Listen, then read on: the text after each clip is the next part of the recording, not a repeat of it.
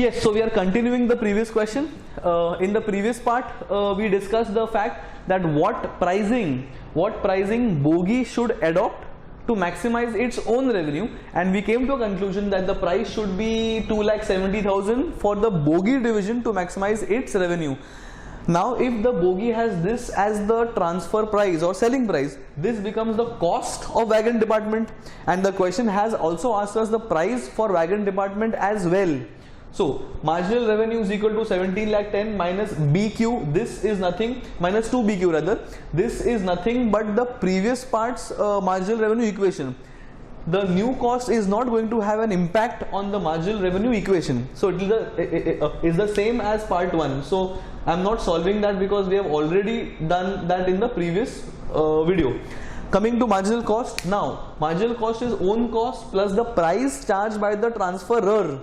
Now the transferor wants to maximize its profits, so 270 becomes its selling price, which means it becomes my cost. So 4,80,000 plus 270 into 4. Why 4? Because I require 4 bogies to make one wagon. The same thing continues. So 15,60,000 becomes the marginal cost. The maximum profit happens when MR is equal to your MC. This becomes the MR. We have found this out. 15,60,000 is the MC. We have just found this out. And keeping Q on one side, keeping numbers on the other, I'll get Q as 3 units. So these are the number of units that I need to sell to maximize my revenue, keeping in mind the slope and the price reduction, the quantity increase, etc, etc. So Q is 3 units. Once I get Q, I simply put the value of Q in the equation to get the price. And P is equal to your A minus BQ.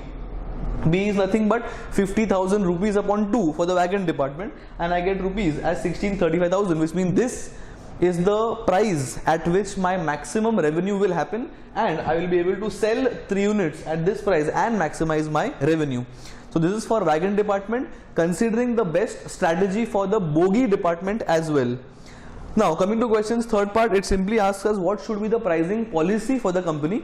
Now there are 2 pricing policies, skimming and penetration. We all know for a fact that skimming should be adopted when the company expects or when there is lesser competition.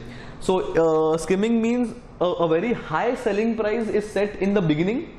You recover all the costs and the profits in the beginning itself, and when competition starts kicking in, we reduce the price to combat the competition.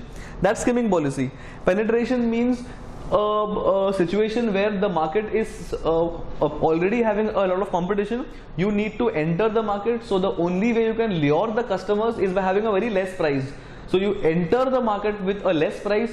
When people are actually having confidence in your product, the quality is really good, then you can increase the price, because now the people have developed a taste for your product. So penetration is to be done when the market is highly competitive and you want to enter the market. Skimming is to be done when your product is superior or it's a new innovation, you have a monopoly. In that case, have a very high selling price because your customers don't have any other option to go. So in this situation, if that new class bogies is to be put in the market, the question has clearly said it's a new technology, a new innovation. Also, the product is patented, which means other competitors cannot copy the product, at least in the near future. Which means skimming policy is best suited in this situation.